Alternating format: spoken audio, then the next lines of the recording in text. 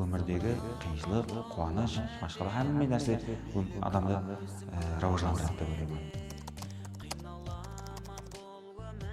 Дария кібі уақыт өтіп барады. Бүгінгі күніңе мың шүкір ет. Ертең үшін бүгін тарих болады. Достым, қадірлеп біл, уақыт ғанимет. Уақыт өтіп барар, еш іркілместен. Несібе болмайды, еш ізленбестен. Өткен жаслығым деп өкінбестен. Достым, қадірлеп біл, уақыт ғанимет. Сен жылама, сен өкінбе, еле көшке толасаң, еле сондай күндер келер, ұлы інсан боласаң. Мен Пірназар Фазылбек, 1992 жылы Нөкіс қаласында туылдым. Номер 10 салы көзі әзілер мектеп-интернаты ашылды. Оқуға жерде тәлім алдым. Балалықтан қосықшылыққа қызығып басладым. Әуелен бар сахна деген уақытымда бірінші сахнам ядыма түседі. Қосықшы Қуат Аметовтың жеке концерті болды. Ұстазымыз Нетбай Өтежановпенен өмір атлы қосықты атқардым. Үлкен сахнаға ең бірінші қадемім деп есептаймын. Жасаламан бол өмірден, мейлі көзім көрмесе де, қиналаман бол өмірден, қиналдым мен анажан. Сен жылама, сен өкінбе, еле көшке толасаң, еле сондай күндер келер, ұлы інсан боласаң. Бәрібір не дейді, инсанда бірінші қадемі ешқашан ұмытылмайды. 2015 жылы достым, қадірлеп біл, уақыт ғанимет атлы ең бірінші тұңғыш концертім болып өтті. Көпшілік мекемелер жақыннан жәрдем берді, концерт өткізуге. Жүрегіме жылу берген сен боласаң сұлуым, сенің ышқыңда киемен келсін маған кел жаным. Ашықлығым біленсе, жүрек бауырым тіленсе, алдыған самалдыңда миықтатып күленсе. Мен осы жерде жұмыс істеп жатырмын. Яғни айтқанда, Нөкіс қалалық 2-ші салы арнаулы мәдениет орайы пәуескер қосықшылар дөңгелегінде жұмыс істеп жатырмын. Бұл жерде мысалы әрбір дөңгелек қатынасушысына олардың дауыстыларын шынықтырып, дауыстыларын қосық айту сырларын үйретіп, қосықтың айту ырғақларын үйретеміз. Мен өзім 10 салы Нұрлы Макан мектеп-интернатында оқығанмын. Оқу давамында мен пазлаға хақында бір қанша олардың таярлығы туралы, оқушыларға болған мүнәсебеті туралы, яғни олардың таярлаған оқушыларының нәтижелері туралы естігенмен hamde қызығушылығым себеплі мен пазл ағаға таярлыққа келдім. Яғни бұл жерде мен таярланып басылағаныма бір айға шамаласты. Осы бір айдың ішінде менің нәтижелерім жүдә жақсы деп ойлаймын. Пазл аға өзінің бар білімлерін маған үйретіп келмекте. Яғни оның ең бірінші маған дауысты шынықтыру тактикасы ұнайды. Әрбір қосықты үйрену барысында сол дауыс шынықтырудан басылаймыз. До, ми, соль, ми, соль, ми, до. До, ми, соль, ми, соль, ми, до. До, ми, соль, ми, соль, ми, до. Ақырында созып тұрамыз, жақсы ма? До, ми, соль, ми, до. Сабақ процесінде пазл ағаның оқушыларға болған мүнәсебеті, жақсы кейпияты, сабақты сол дәрежеде қызықла қылып өтуі ұнайды. Яғни пазл ағаменен таярлансақ, біздер ұмытып кетеміз. Жұмысым ұнайтұғын тарепі, бұл жерде кәсіптестеріміз әммесі ашық кеуіл, кеңфейіл, жұмысқа келгенімізде кеуіл кепият басқаша. Фазылбек Пірназаров кішкене кезінен бастап музыкаға ынталы жігіт болып өсті. Адамгершілігі, сахна мәдениетін оқушыларға үйретуде ынтасын еш уақытта үзбей, жұмыста уақытында келіп, уақытында істеп, жоғарыдан берілген тапсырма болсын, әммесін уақытында орындап, өзінің ісіне пұқта жігіттің біреу деп білемен. Содан қала берді, музыка ынталы адам, көзі әзіз адам ешкімнен кем істемейді. Өзі жасау керек. Жәмиет маған не берді емес, мен жәмиетке не бердім деп жасау керек адам бендесі да. Коллективімізде де жүдә кішіпейіл өзінің коллективтестеріменен айтқанды жода болжытпай орындап, hemişe жұмыста Пазылбектің ең қаһарманы деп ойлайтыным себебі айтқан вазифаны өз орын, өз уақытында орындауда әрекет істейді. Өзінен кішкене шәкірттер келсе, еш уақытта ерінбейді. Hemişe күндіз әбеттің кезінде болса да, әбет бәйті болама келсе, оқушылар келсе, таярлығын өзінің білген бар ынтасыменен шәкірттерін таярлауға әрекет істейді. Музыка бұл қосықшылық деп айтқым келеді. Яғни айтқанда қосықшылық әрбір инсанның жүрегінде жаңалап тұрады. Қосықты сүймейтұғын халық болмаса керек деп ойлаймын. Себебі апуайы адам, мысалы, үйде жұмыс істеп жүрбем, көбімізде жүрегімізде қосық айтып тұрады бәрібір. Ыңылдап жүрбем, қосық айтып жұмыс істей береміз мысалы да. Айырымлар мысалы қосық еспесе жұмыс істей алмайды.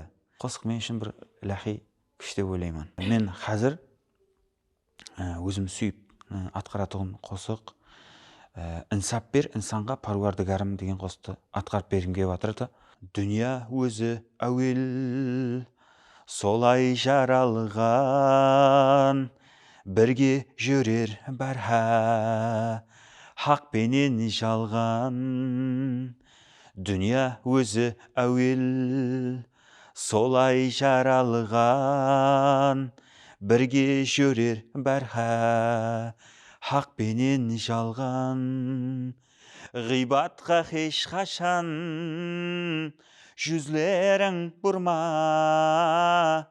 инсап бер инсанға паруардыгарым. Ғибатқа хеш қашан жүзлерің бұрма, инсап бер инсанға паруардыгарым. Өмір өтіп барар, бізден не қалар, бұл дөхмет жалалар, жүрек жаралар. Өмір өтіп барар, бізден не қалар, бұл дөхмет жалалар, жүрек жаралар. Олар кімлер һәм қашан жазасын алар, инсап бер инсанға паруардыгарым. Бұл дүния адамды аяусыз сынар, біреу бәрхә күлсе, біреулер жылар.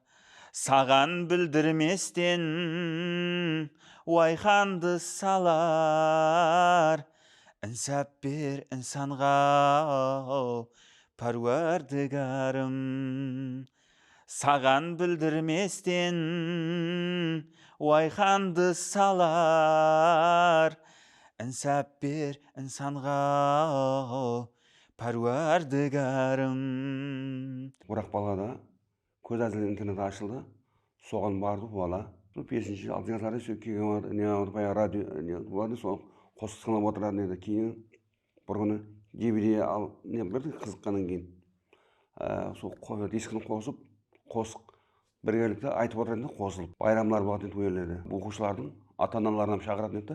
Соғыта барған уақытта қосық айтқанын көрдік. Арнаулы оқу шеберем бе деген ой болды. Балаға айтса, бала айтты, яқ деді, мен деді. Музыка тарауын қалеймен деді. Бағана айтқанымдай, концертімнің атамасы бар еді, достым қадірлеп біл уақыт қанеймен. Соның бір қатарларын айтып берсем. Дария кібі уақыт өтіп барады. Бүгінгі күніңе мың шүкір ет. Ертең үшін бүгін тарих болады. Достым қадірлеп біл уақыт ғанимет. Уақыт өтіп барар, хеш іркілместен. Несібе болмайды, хеш ізленбестен. Өткен жаслығым деп өкінбестен, достым қадірлеп біл уақыт ғанимет. Қазір әр түрлі инсанлар бар. Біреулер уақыттың қадіріне жетпейді, бар нәрсенің қадіріне жетпейді. Не қылдейміз? Шүкіршілік етпейміз. Мысалы, Аллаға шүкір, еліміз тыныш. Халқымыз абат. Қайсыдыр бір тарауға қызықсақ, сол тарау бойынша білімімізді асырсақ, келешекте ол өміріміздің ақырына дейін бізге қызмет етеді. Соның үшін өткен жақсылығым деп өкінбестен деп айтқаным сондай, достым қадірлеп біл уақыт ғанимен. Уақыттың қадіріне жету керек. Жақсылық ешқашан бізге қайтарып келмейді.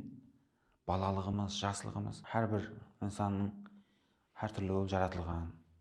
Бірақ бұл налу, бұл нашүкіршілік болу бір Алла Тағалаға да жақпайды деп ойлаймын. Соның үшін ешқашан налымау керек. Не дейді, бар нәрсенің қадіріне жету керек. Бар нәрсенің, әрбір нәрсенің бар уақытында қадіріне жету керек. Енді бір шүкіршілік хақында бір айтылды, бір егер не болса бір азғантай қатарлар бар, айтсам. Сөзлерім хақиқат, сөзлерім қысқа.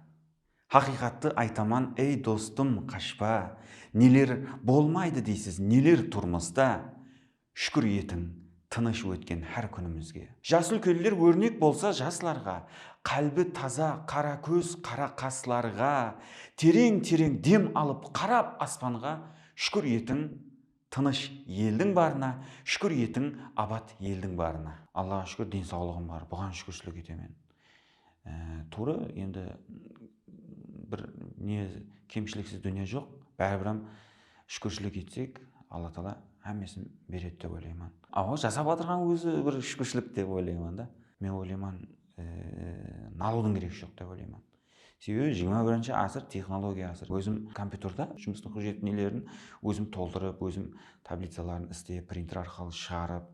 Бұны көп адам сұрайды, қалай түсінесең дейді мысалы. Енді компьютерда сөйлеуші программа орнатылған. Мысалы, телефонда да қазір көпшілік телефонларда бар сөйлеуші программа, тек қосып пайдалансақ болады әрбір телефонда. Мен де өзім телефонда социалдық тармаққа да өзім кіремін. Көп нелеге жаңағы Яндекс таксилерге бұйыртпа беремін, сөйтіп таксиге мінсем, сұрайды, қалай шақырдың деп сұрау береді да. Енді қызығады, туры енді мен оның сұрауына да қосыламын. Мен болғанда да мысалы ол затты сұраймын. Деп ашып көрсетемін телефонды. Міне мынау сенің машинаның нөмірі. Сондай, атың сондай ма? Телефон оқып беріп тұрады. 1, 3, 3, 3, 0, 0, 4, 4, 8, 8, 8, 8, 8, 8, 8, 8. Вызов кнопка. 9.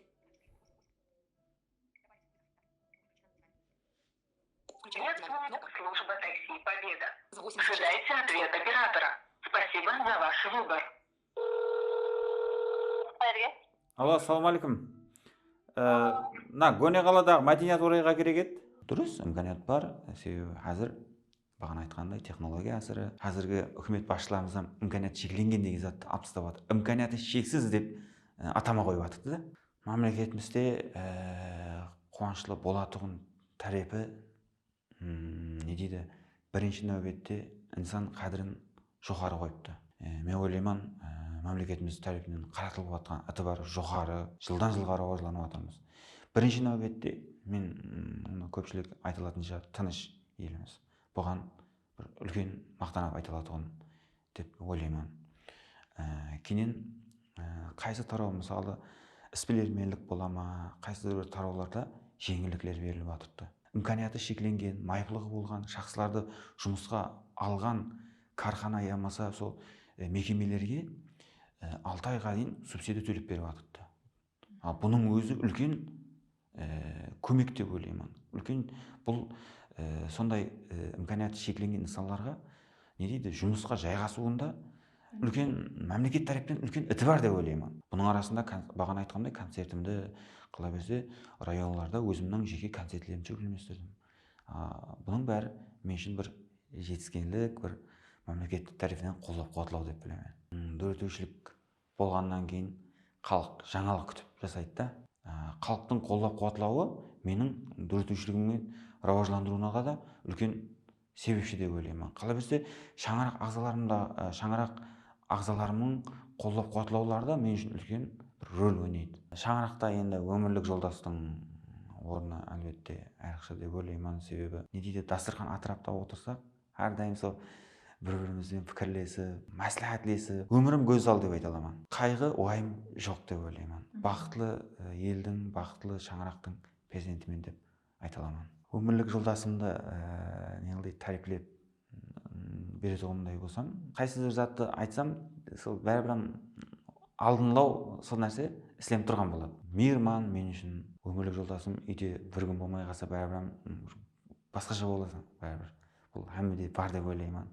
Себебі өмірлік жолдас үйде болмаса, мүмкін енді шай ауқат тайын болып тұра берсін, бәрібір іздейсің. Мысалы, өмірде егер жақсылыққа, балалығыма қайтып, қайттан өмірлік жолдас таңлайтұғын болғанда, қайттан осы өмірлік жолдасын сайлаған болар едім деп айта аламын. Халқымызда даналық бір сөз бар ғой, инсан өмірде екі нәрседен алдаспау керек. Бірінші нәубетте бұл өмірлік жолдас таңлағанда алдаспау керек. Екіншісі бұл кәсіп таңлағанда. Мен екеуіне де алдаспадым деп ойлаймын. Кәсіпте де өмірлік жолдас сайлағанда да. Ондай жағдайлы адам сипатында көрмей қалғанмын да, кейін мысалы қандай кәдімгі басқа адамдармен қандай, бұл адамда сондай мен үшін оның нұқсаны, болмаса оның жағдайлы адам екенін мен көзіме осат көрінбейді да. Менің әкеме ұқсайды. Мені қолдап қуатлауы, мөнәсебеті, көп нелер әкеме ұқсайды да. Мен әкемнің қатты жақсы көретін қызымын да. Әкем қазіргі уақытқа дейін айтады сол. Әкемнің жақсы көретін қызымын, сол мехрді өмірлік жолдасынан да тауғанмын. Әкем бірінші орында қолдап қуатлап, осы бала сені бақытлы қылады, осы жігіт бақытлы қылады, оңға ұқсап тұрыпты, қызым райын қайтарма бұл жігіттің деп, сол бірінші орында әкеммен қолдап қуатлаған. Мен өзіме айта алмаса да, сол анам арқылы айтып, разылығын білдірген өзінің әкем. Саяхат қылуға, демалыстарға баруға харекет етіп жатырмыз. Қасында жүрген уақытында сол сырттың адамдарының ітібары мен үшін қатты, соменен үйге сондай настроениемен, сондай кейпиятпен қайтамын да. Егер мысалы көмектессе, мысалы сумкаңды көтеріп апарып берейін, немесе міне мынау сенің нең деп орның деп көрсетіп беруі, сол сырттың адамдарынан қаттыға не алсам, мен сондай жақсы немен келемін де, сөйтіп күйеуіме Фазылға айтамын, келіп, айбу жақсы адамдарға жолыққан күні деген бір куплет қосықты, сол жақсы неменен келіп айтып отырамыз, осындай болады ғой, жақсы адамдарды ұшыратсақ деп. Мен мысалы бірге оқыған, интернатта бірге оқыған сондай инсанлар бар. Әммесі бақытлы семья бойынша жасап жатыр. Көпшілігі жоғары мағлұматлы. Әммесінің де сондай өмірлік жолдаслары бір күйеуіне мейірман, семьяда әрдайым сондай бір қуанышта боламыз.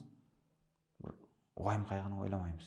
Өмірлік жолдасым мені барынша қабылдаған. Ең баста мен танығаны мектебіне концертке барғанмын. Мектеп сахнасында бірінші көрген. Қандай да бір телефон арқылы танысып қалдық. Өмірде солай мені қабыл етті. Әзір бақытлымын, әлбетте бақытлымын. Күйеуіме тиген уақытларын еске алмаймын.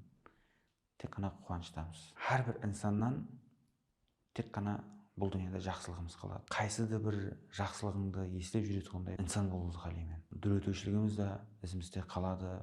Бәріміз де ізімізде. Бұл дүние өткенше мен ойлаймын, әрбір адамнан жақсы фазилетлер қалады деп ойлаймын.